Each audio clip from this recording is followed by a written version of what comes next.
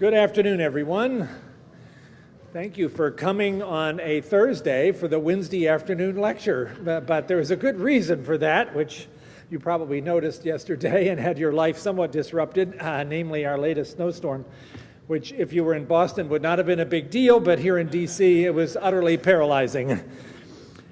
Pleased that our guest speaker, who's actually been here for a day and a half, Professor Alain Fischer, was able to meet with many people yesterday because we're such a hardy group of people. And people turned up, and he says he's had really interesting conversations with many investigators and a really nice time with trainees today. But now we have the chance to hear from him some thoughts about pediatric immune diseases. And all genetics is part of his title with a question mark, so that's intriguing to see where that might take us. Professor Fischer got his MD PhD at the University of Paris. He did a postdoc at University College London, and then came back to Hospital Necker and remained there in various roles, quite a number of them, over the course of the past 37 years, where he is now director and professor in the chair of medicine experimental at the Collège de France, a chair once held by Claude Bernard, as well as having done many different things, most recently director of the Research Institute of Genetic Diseases, also called Imagine, at the Hospital Necker at the Université Paris-Descartes. He has been awarded many honors, including the membership in the French Science Academy, the French Academy of Medicine, the Sanofi Pasteur Prize, the Koch Prize from Berlin, the Japan Prize, which is a very big deal, and he's a foreign member of the U.S. National Academy of Medicine. His research has focused over all of this time specifically on pediatric immune diseases. He told me he's not going to speak about gene therapy for immune disorders today, but he is well known to many of us as perhaps the lead investigator pushing forward successful applications of gene therapy to inherited immunodeficiencies, particularly severe combined immunodeficiency, with a particular report back in the year 2000 of ex vivo therapeutics that I think gave us many hopes at a time where gene therapy was struggling quite a bit, that this could in fact be something that could be applied more broadly. Of course, there have been many ups and downs since then, but I think it's fair to say the field of gene therapy has really arrived at a very interesting and important juncture, and Professor Fischer's work had a lot to do with that, even though he will tell you today that he's talking about other things and interested in other things, and I'm anxious to see exactly how that plays out. So please, if you would, join me in welcoming Professor Alain Fischer.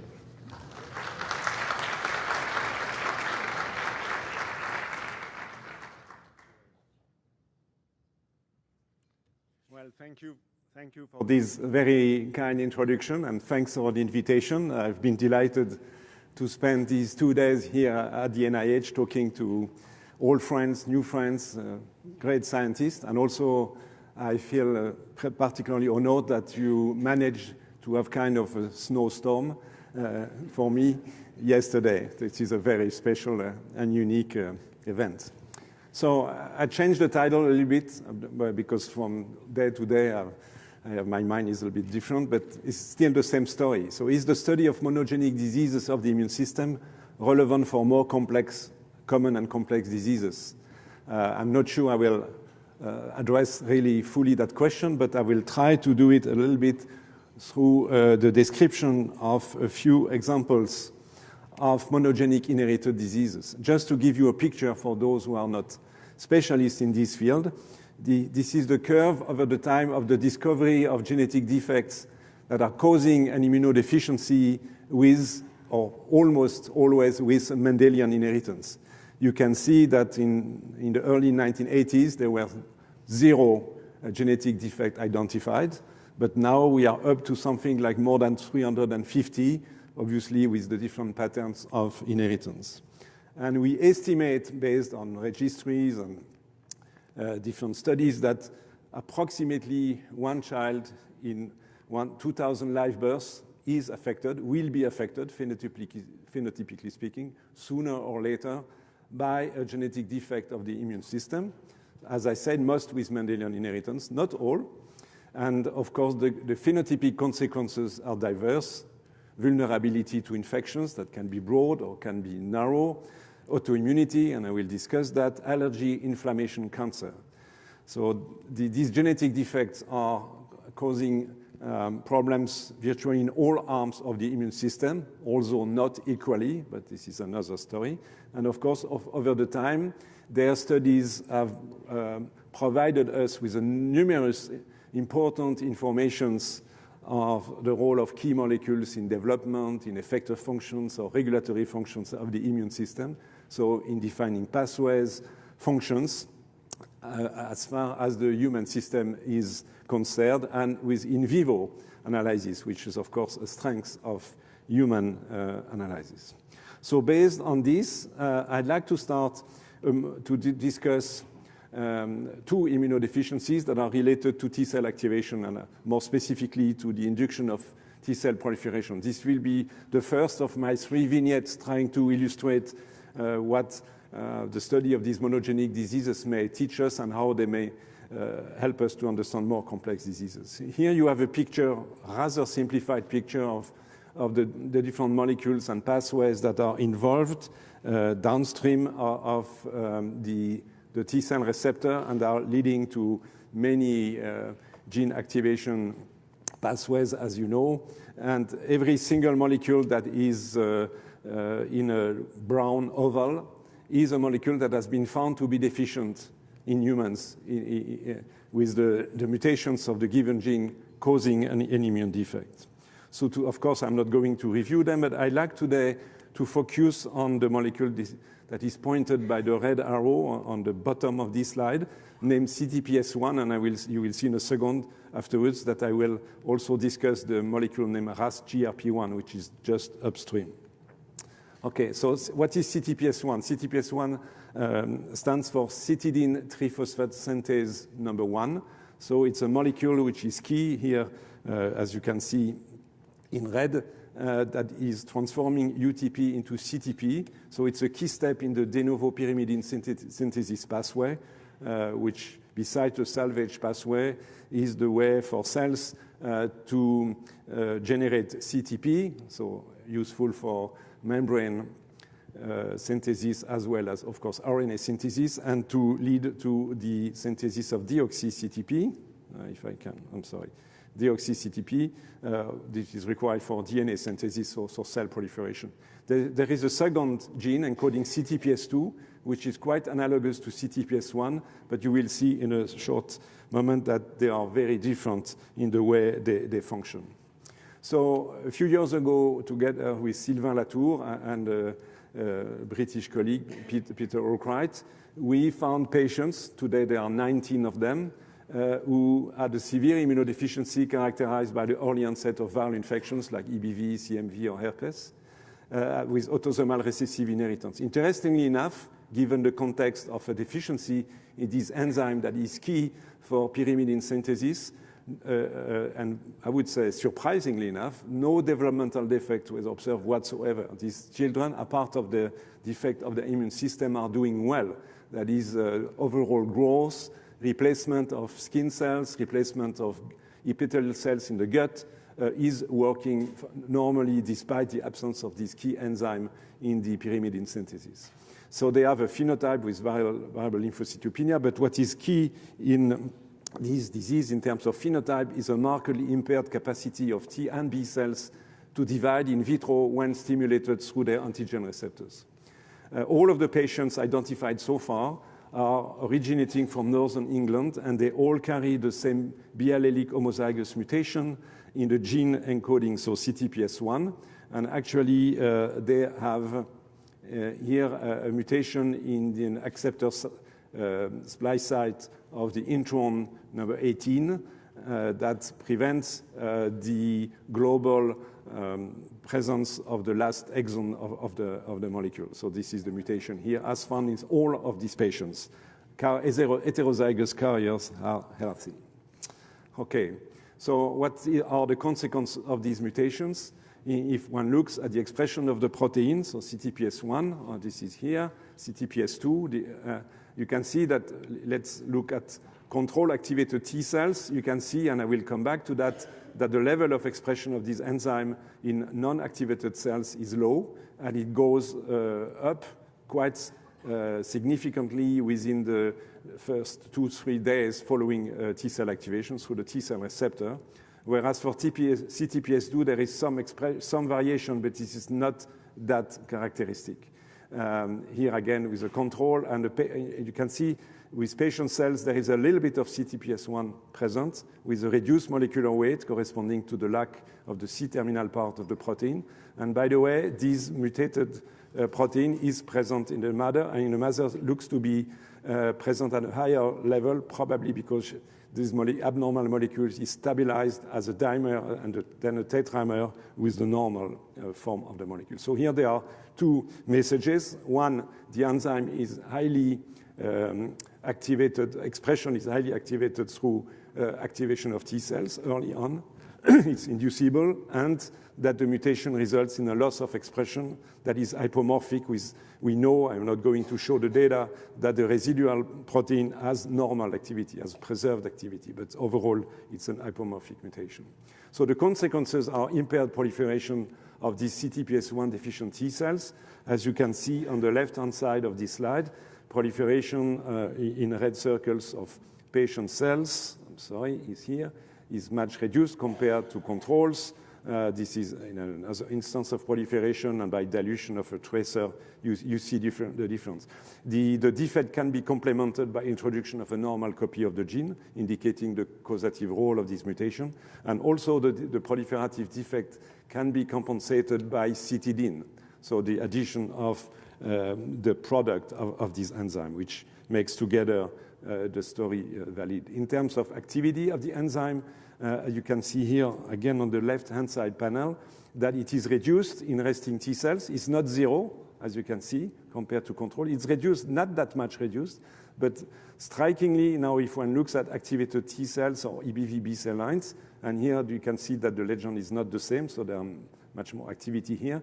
There is the discrepancy in terms of activity between controls and patient cells is much higher. So the problem looks to be quite important in activated cells, and it is the same with EBVB cells. If one looks at the phenotype, I'm not going to any details, there are little variation between controls and patients, whatever you look at the different T cells, NK cells, B cells, monocytes, dendritic cells, CD4, CD8, and B cells. Everything is more or less similar. So this defect has no detectable impact on cell differentiation and homeostasis of the different lymphocyte population.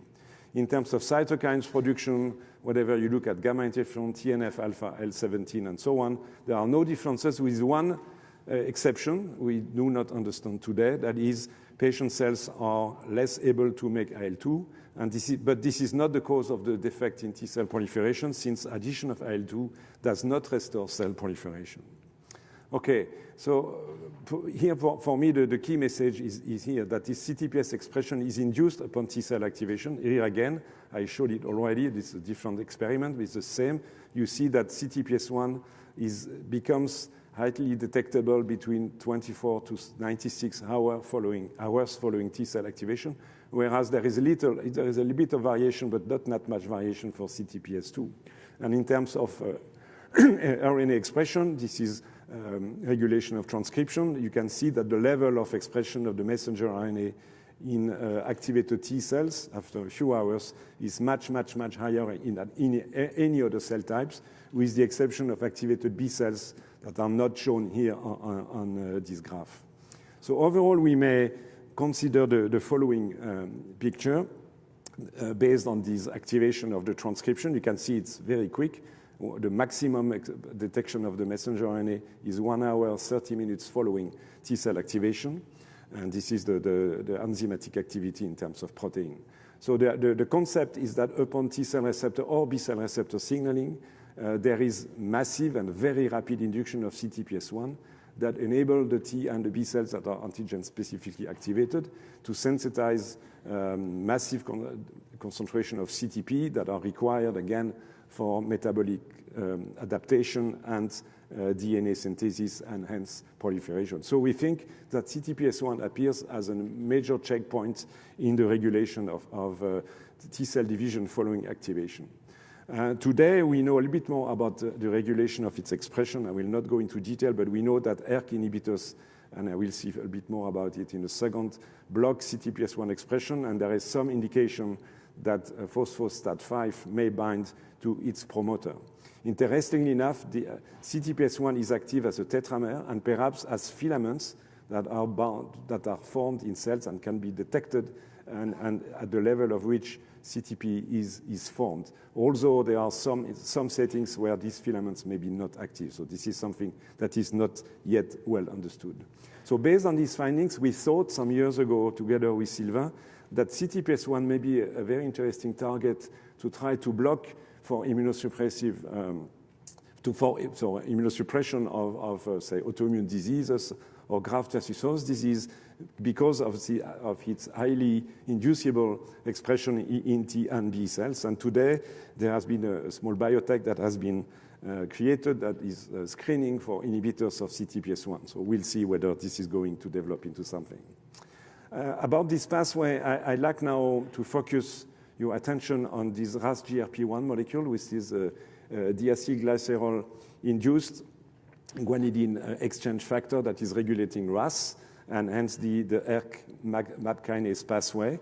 And you will see the relationship between RAS-GRP1 and CTPS1 from the next experiments and the next observations.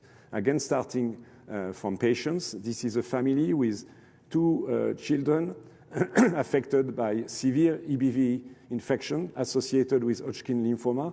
You have the picture here of the EBV load in the blood of one of them. You see a very high peak, and each time the child was treated with anti-B-cell antibody, the EBV load dropped, but it came back each time he was treated before being transplanted. So obviously, the immune system of this child, or these children, including the sister who died from lymphoma, were not able to cope with EBV infection. So by exome sequencing, it was found that these patients have homozygous mutation in the gene encoding RAS-GRP1. Specifically, there is an insertion of two nucleotides exactly here, so rather in the C-terminal part of the protein, in terms of protein, not in genes, of course. But the consequences are, despite the capacity of detecting the messenger RNA, not shown here, the protein is virtually not detected, as you can see here. So it's a lack of expression of this RAS-GRP1 molecule. As a consequence, and based on the pathway of what we know about the RAS-MAP kinase pathway, if one looks at activation of this pathway through the phosphorylation of ERK, you can see that patient cells, compared to control, there is a much reduced phosphorylation of ERK, despite the normal presence of the protein, whereas other proteins like PLC gamma-1 are normally phosphorylated and so on. So indeed, this pathway is defective. And the consequence for patients' T cells, I forgot to mention that RAS-GRP1 is basically expressed in T cells and also in NK cells.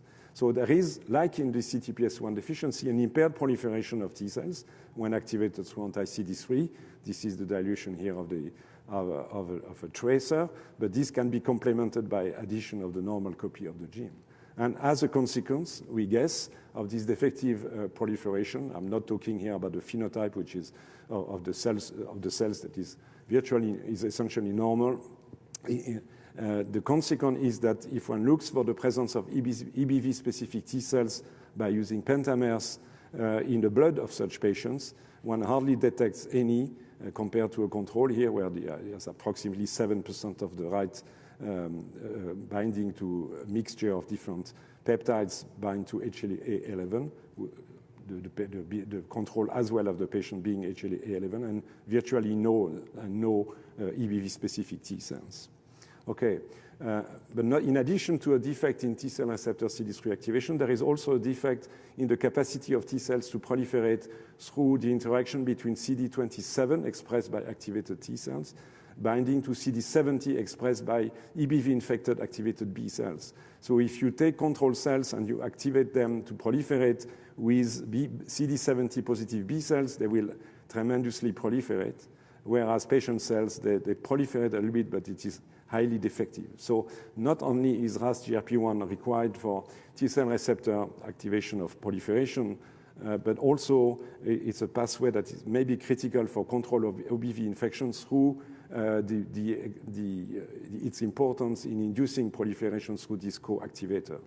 And we think this is a pathway critical for control of EBV infection because, remarkably enough, the phenotype of RAS-GRP1 deficiency is a phenocopy of the deficiencies of either CD27 or CD70 that have been reported, and we reported the CD70 deficiency phenotype with Sylvain Latour. So, and finally, there is a link with CTPS1 because if one induces downregulation of expression of RAS-GRP1 or CTPS1 in controlled T cells with a fluorescent marker, you see decrease in proliferation of cells. And more importantly, more importantly, if you look in patient cells for the induction of CTPS1 upon T-cell activation in the context of RAS-GRP1 deficiency, the activation of expression of CTPS1 is much reduced. And this can be reproduced by inactivating RAS-GRP1 expression in T cells. So there is a link between a functional link between RAS-GRP1 and CTPS1, so which further indicates that CTPS1 transcription regulation is under, not only, but under the RAS MAP kinase pathway. So perhaps altogether, and as I said, this may be also important for CD27 co-stimulation of T cells that is required for control of EBV. So I'm sorry to go too quickly. So here I think we have a pathway that may be amenable for modulation by immunosuppression when required, given its key importance in T cell activation, proliferation, and control of viral infections, so perhaps also of reactivity to self. So now I'd like to switch to my second vignette, which relates monogenic diseases and autoimmunity. Among the many genetic disorders that have been described that are causing usually susceptibility to infections, there are more than 150 that are causing autoimmunity and or inflammation. And altogether, if you look at how frequent are autoimmune manifestations in patients with genetic disorders of the immune system, is as high as 25%. So their study is revealing some important information about pathophysiology of autoimmunity and may bring us a bit further, as I will try to tell you now.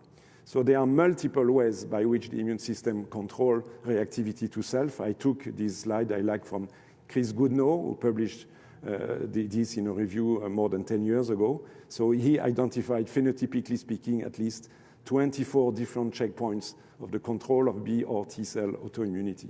But up to now, not all of them, far from that, have been molecularly defined. So perhaps some of the monogenic defects that have been characterized and associated with autoimmunity may contribute to understand better the pathophysiology of autoimmunity. Strikingly enough, if we look at the phenotype, autoimmune phenotype of some of these diseases, the most well-known, like CTLA-4 deficiency, LRBA deficiency, gain of function of STAT3, the IPEX syndromes caused by mutation is FOXP3, and so on, you can see that for every single genetic disease, the phenotype differs. For instance, in the APC, so the air deficiency, there is autoimmunity to endocrine organs that is not found in the other diseases, and conversely. So clearly, there are different genotypes leading to different phenotypes related to different mechanisms where we don't know exactly how it goes.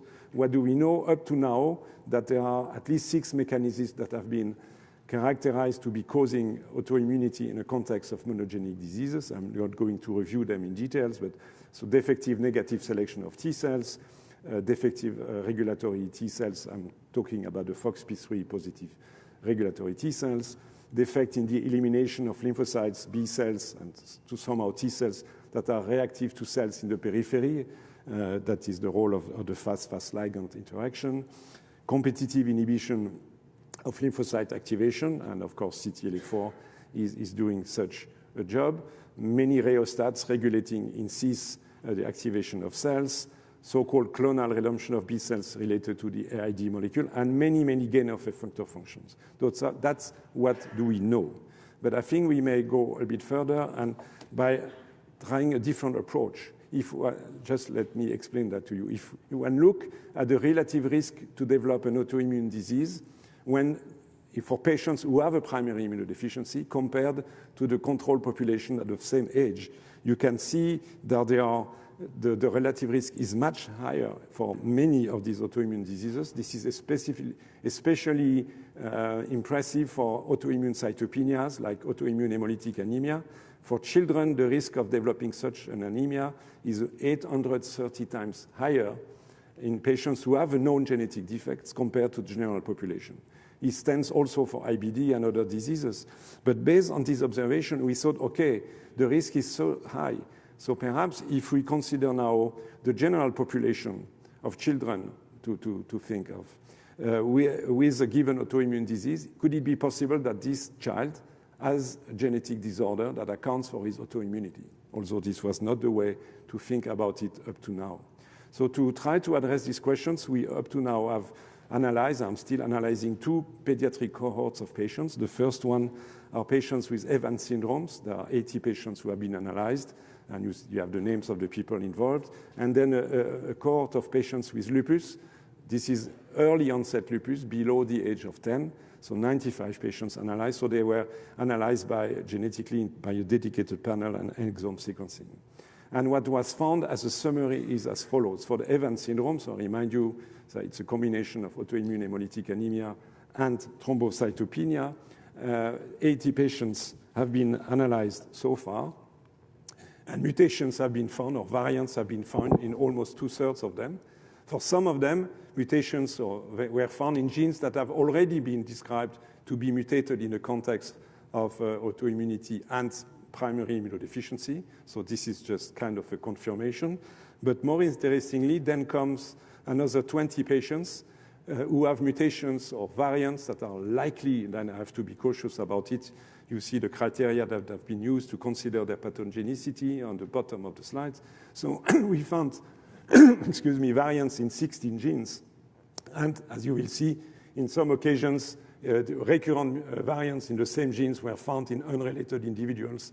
So mutations have been found in several genes that may account for predisposition to autoimmunity. If one go a little bit more into details, some of the mutations affect genes known to be involved in the function of regulatory T cells, like IKZF2, which is encoding Helios, where there is likely a loss of function, heterozygous loss of function in one patient.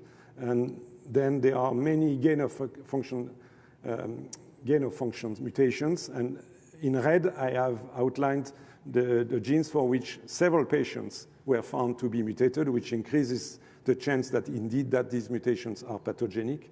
This includes, as you can read, JAK1, for instance, which makes sense, of course, Icaros, TNF receptor type 2, and then there are also variants found in genes affecting apoptosis. So this may further give us more insight in the future about some aspects of molecules important for the control of autoimmunity. But medically speaking, this may be interesting too, because within this diversity of potential mechanisms, targeted therapies now can be foreseen for 36% of these patients, which is quite significant and may be helpful. Those patients in whom these likely pathogenic variants have been identified tend to be more severe than the other ones if you compare the 2 columns, so the 52 patients with variants detected versus those without. So they have more frequently other manifestations, and they have a tendency to have a more severe disease, with a few of them who died after some time, 20 to 30 years. So it looks to be more severe when there is genetic predisposition. Quickly about lupus, 95 patients, mutations in the same kind of study were found in 42% of them, either known pathogenic variants, like in complement factors, for instance, but also likely pathogenic variants in other genes, some of them quite unexpected, such as genes encoding products of the unfolded protein response, like ERN1, PERK, or GAT34. So maybe this may lead us to some further insight into understanding one of the mechanisms that may cause to lupus. Just to illustrate this point, quickly, this is the family where actually there are 4 people, 2 daughters here, and as well as the mother and an aunt who have an heterozygous mutation, which is a loss of function mutation. I will not go into the detail of ERN1, which is encoding inositol requiring enzyme 1 alpha that is important for the UPR response. So here you have the clinical manifestations of this patient. So this fits pretty well. So IL-1 alpha together with PERK and GAD34 are genes for which we found mutations in the cohort of patients with SLE. So it suggests that there may be a relationship somewhere, how, I don't know, between the vulnerability to develop lupus disease with the unfolded protein response. How, still, we don't know. As a conclusion about genetics of autoimmunity in children, I think these data that are still preliminary suggest that we should study other cohorts with the same diseases as well as other autoimmune diseases, that likely these findings may represent prognostic factors and may have therapeutic implications because they may offer the option of targeted therapy, like for instance, JAK1, JAK2 inhibitors for patients who have gain of function mutations in JAK1 or JAK2 as an example. So I would suggest that we should systematically test all children with an autoimmune disease to find out whether they have important genetic risk factors. And hopefully this may, in the future, help us to better understand mechanisms of underlying autoimmune diseases, like perhaps, this is speculative of course, the point of the unfolded protein response. And to finish with, I'd like to present another aspect of our studies which now relates to lymphomas. So with the idea that defining genotype, in that case as you will see germline genotype, phenotype may help us again to understand pathophysiology and perhaps provide some insight for more common diseases. So the disease here that I'm going to discuss is the so-called subcutaneous panniculitis-like T-cell lymphoma, SPTCL, which is a rare form of T-cell lymphoma that is very frequently associated with HLH, hemophagocytic lymphohistiocytic syndrome, so an active inflammatory process related to T-cell activation. So these patients have the non-Hodgkin T-cell lymphoma and HLH, and we became interested together with our colleague from Montreal, Nada Jabado, in a cohort of patients of that disease, 27 of them, because for some of them there were recurrent cases in family, like in this family, or that one, for instance, and also this one. So the question was, could it be that this lymphoma is actually genetically determined? Interestingly enough, the majority, not all, but the majority of patients are originating from East Asia and even more from Polynesia. You may read here, for instance, that this family is from Polynesia. Here, this is from the Maori population, New Zealand, Polynesia, and so on and so on. So maybe there is a concentration of a geographical factor of genetic origin. So you can see the aspect of the lesion on the skin, and by PET scan, one can clearly detect the lesions here along the thighs, for instance, or the shoulders. Okay, so the lesions are as follows. So this is a T-cell infiltration. It's a monoclonal T-cell population that is expressing CD8 that are activated. For instance, they express granzyme B, and you can see that these cells are located surrounding the adipocytes, so rimming the adipocytes. This is typical of this disease, and in addition, there may be hemophagocytosis lesions. So this was in the skin, but the same is actually present in the bone marrow, where within the fat of the bone marrow, one can detect the T cells around the adipocytes, and they are activated. For instance, they are expressing perforin. So the exome sequencing revealed that actually all of these patients have B-allelic mutations in the gene HAV-CR2, which is encoding the molecule TIM-3. So this was found in 16 out of the 25 patients and in all of the multiplex families. So there were 2 mutations found, either the missense mutation Y82C, which is in the immunoglobulin lag domain shown here of the molecule, I will come back to that, or this other missense mutation. And the mutation Y82C was detected in patients originating from East Asia and Polynesia, and the other one in patients from Caucasian origin. So this is a recessive disease, germline mutations, and as you will see now, a loss of function mutation. Actually, these mutations are perturbing the organization of the Ig variable-like domain of the TIM-3 molecule. I will show you in a second. Okay, so what is TIM-3? So TIM-3 stands for T-cell immunoglobulin mucin 3. It's a family of TIM molecules.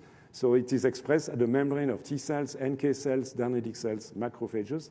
It has several ligands like galectin, secam, and also phosphatidylserine expressed by apoptotic cells.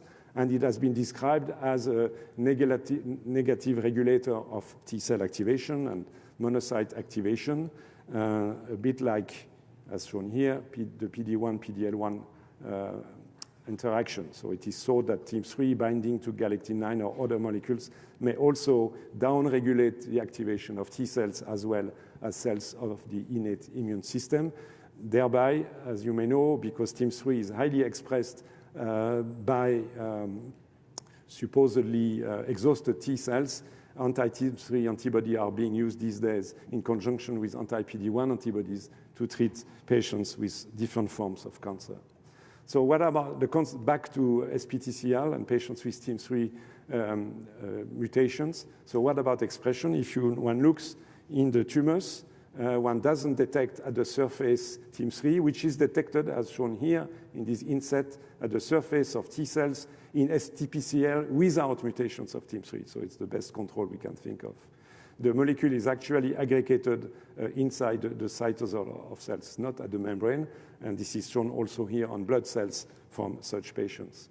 So more specifically, there is aggregation by expression of the mutated forms of the molecule in a cell line. This is not going to the membrane as the wild-type form does, but it is aggregated around the Golgi.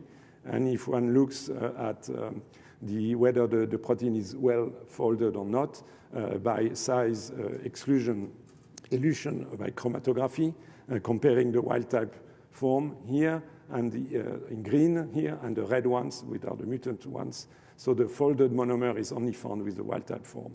And on gels, you can't detect them here and here compared to the control. So the protein is misfolded and can't go to the membrane. So TIM-3, as I said, is binding different ligands and has anti-inflammatory functions. So what about inflammation in these patients?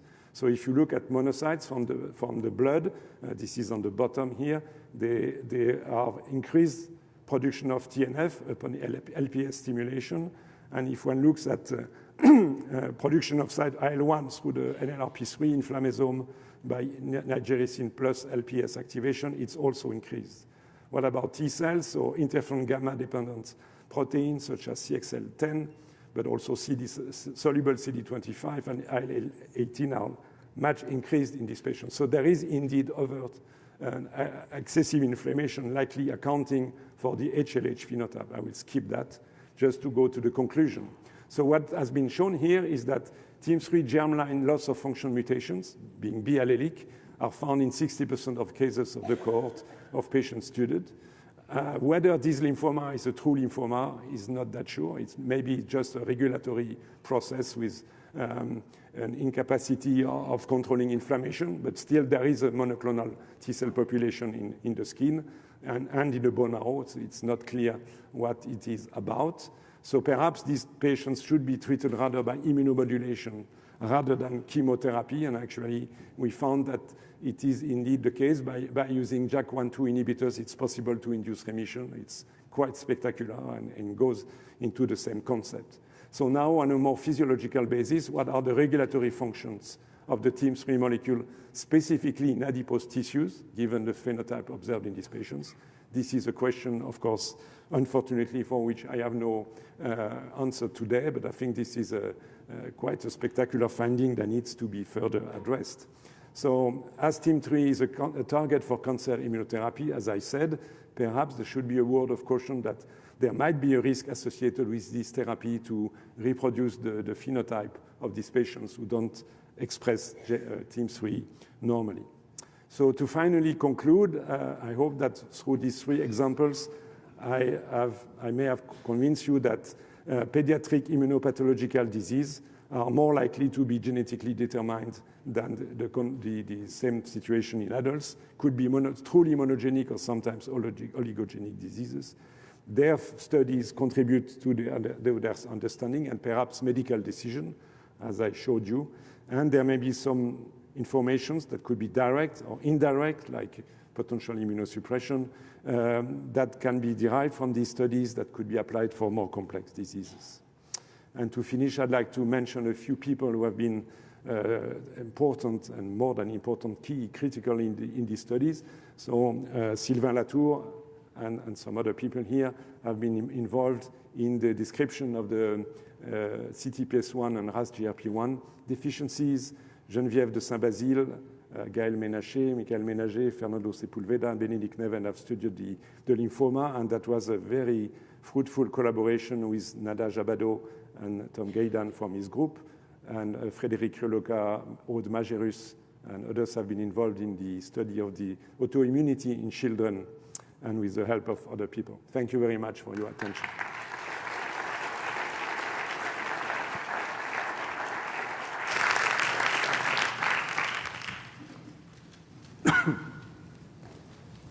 Thank you, Alain, for this wonderful talk, which is now open for discussion. I would invite whoever wants to ask questions to come to the microphone, because this is going to be videocasted. John. So 2 questions, if I might. When you're talking about CTPS1, you used the word checkpoint, and I was just wondering, with checkpoint blockade inhibitors, do you see changes? Does CTPS1 reduced in exhausted cells, and is it induced when you relieve the exhaustion? I'm not sure I can tell that these cells become exhausted if they don't express CTPS1 or if it is blocked by an inhibitor. What I can tell you is that the cells, so they don't proliferate much. They survive. Most of them survive. There is very, very little death. And if you add back, say, cytidine at that stage, then you recover the capacity of proliferating. Now, in terms to be more specific about exhausted phenotype, this is something we have to look in more detail. I was also wondering, you presented patients with lupus and patients with autoimmune hemolytic anemia, and since lupus patients have autoimmune hemolytic anemia, I was surprised that you didn't see an overlap of the mutations, and were you surprised that you didn't see some of the similar mutations? Am I surprised? I don't know, I have to say. Well, still, you have to keep in mind that the cohorts are not that big. I mean, there are on 150 patients with a variant for autoimmunity and 40 for lupus. So, and you see the diversity of variants we have found. It's not a common variant, which would have been a big surprise, because if it would have been a case, it would have been found for long. So I'm a bit surprised, but not so, because it could be at the end that even if lupus may be manifested by autoimmune hemolytic anemia, that overall the mechanism may be at least in part distinct. Good afternoon. That was a beautiful seminar, Dr. Fischer. So I'm wondering, you talk about them in sort of 2 different buckets, the severe infections, the lymphoma, the allergy. I'm wondering if you think that there is some sort of host microbe interaction, and whether you can, in these rare patients, that the deep phenotyping, whether you might see some correlations between infections and phenotypes expressed, perhaps even decades later. I think this is an excellent question. I'm not sure I will be able, unfortunately, to answer it today, but obviously this is something we collectively, I think, have to do for the future, is to consider the microbiota of these patients, in the skin, in the gut, in the mouth, and so on, and to at least to start with, to correlate these findings with their phenotype, and it could well be that this is modulating things in different ways. So I'm very much with you in the way of thinking, but unfortunately I have no data to present today. Thank you. Beautiful talk. Given the paucity of treatments for lupus, from your mutations, do you have any insight into novel approaches that might... And do you think it's mainly for the pediatric population? Well, we have to look, of course, once we will have deciphered a bit better these variants and have validated as many as we can, which is not as easy as you can imagine. The next steps are to go with about segregation of these variants in families, obviously, and then to look whether from time to time similar variants may be found in adults before thinking strictly about therapeutic intervention. For the lupus, it doesn't look to me at the moment that obvious. For autoimmune hemolytic anemia or Evans syndrome, there are obvious situations where now I think we can start to propose alternative therapies to what has been done so far. For lupus, I think we are much less advanced and the data are not that clear to go along this line, although I hope at the end this will where we will go toward such a direction. Hi, thank you for a great talk. You made a good case for doing sequencing for germline mutations in the pediatric populations, but I was wondering whether you've explored the possibility of somatic mutations in the adult populations with the same diseases. Yeah, this is another very good question, and I'm very sensitive to this hypothesis that we shared with Frédéric Rioloca in our group and with Chris Goodnow, who has written a beautiful review about it, that the possibility that somatic mutations are key drivers in autoimmunity. But still, this remains to be demonstrated. There are a few examples, like together with Frédéric, we showed in the past that somatic mutations in the gene encoding FAS may lead to ALPS, so it's a beautiful example, but there are a few others, 5 or 6 up to now. In the cohort, I didn't mention it, in the cohort of Evans syndrome, there are 2 patients with somatic KRAS mutations. So it's another example. But it's still very limited. The difficulty there is, the chance to find a relevant somatic mutation in the general lymphocyte population, I think, is very low. One has to look in the autoimmune causative self-reactive T and or B cells. We have to go there. And of course, it's feasible, but not that easy. But I think these things are going to be done in many places. Thank you. Alain, thank you very much for a fantastic talk. So I have a question regarding your Helios mutations and your work with Frédéric and with Sylvain. So I was wondering if you have any data that you can share with us regarding Tregs, and if you think that Helios was acting by itself or was acting by interacting through other molecules like EGRS1 or some other of the family members. So you are talking about the Helios variant in the context of Evans syndrome. We know that this patient has Tregs. That's all we know up to now. Germline mutation you found from what stage? Oocytes, sperm, or fertilized zygote? You found the germline mutation. Yeah, so they are germline. The germline virtually mutation. all of the mutations, with the exception I just mentioned, are germline mutations, including the mutations of TIM-3 in the context of T-cell lymphoma. Yeah, you find from what material? From the oocytes, sperm, or fertilized embryo? Blood? Yeah, in the blood. That's not the germline. It was the TIM-3 mutations were found in the tumor as well as in the blood. Oh. In all cells, and in a few occasions in other cells, too, in the fibroblasts, for instance. Alain, if I may ask you sure, of course. One question myself. One interesting aspect was when you show the Evans syndrome patient population, lots of heterozygous mutations, which is the same thing we've seen for CTLA-4. And one thing we've seen in CTLA-4 is incomplete penetrance. So are you seeing the same pattern, or are they mostly de novo mutations? What is the impact of incomplete penetrance? How do you explain incomplete penetrance? Thanks for these simple questions. We don't have yet the data, the segregation of these mutations in all of the families. For the cases where we have it, it's mostly de novo, but there are a few cases where parents have, but there are some of the parents who have an autoimmune disease. So we still have to continue. But I fully agree with you, and CTLA-4 is a beautiful example, and FAS is another one.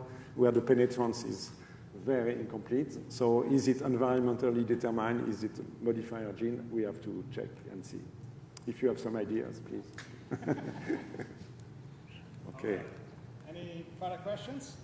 If not, I mean, if anybody wants to ask Professor Fischer any questions, there will be a reception in the library. Feel free to join there, and you can ask my questions to him. Thank you, Alan, again for a wonderful talk.